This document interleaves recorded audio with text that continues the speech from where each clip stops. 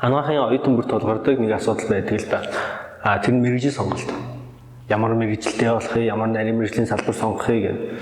За би ер нь аль чиглэлийн салбартаа илүү дур сонирхолтой, аль чиглэлд нь илүү таарч тохирох юм. Миний хувьд ч гэсэн ийм асуудал бас тулгарч байсан оюутан байх үедээ.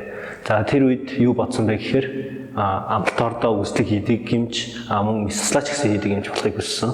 Тийм учраас аль салбар нь илүү надад тохирох юм бэ гэж хайж үзсэн.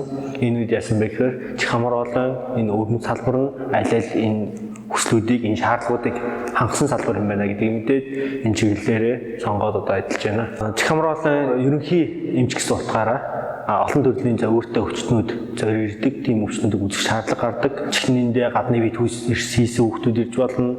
Эсвэл амьтан чих хамарт орсон өвчтнүүд ирж болно, тийм өвчтнүүдийг үздэг. Мөн чихний залбиурын өрөвсөлттэй хүмүүс бас ирж болно. Бидний мэдгээр хамрын өрөвсөлттэй, эсвэл хамар битүүрдэг, хамраас цус гардаг, хамар дайвар хөндийн өрөвсөлттэй ийм хүмүүс ирж болно. Мөн дуу сөөдөг, хоолой цуцдаг, дуу цуцдаг, хамрын полиптэй ч гэдэг юм уу. Иймэрхүү маш олон төрлийн хүмүүс чих хамар олон кабинет дээр зорж үзүүлдэг л дээ.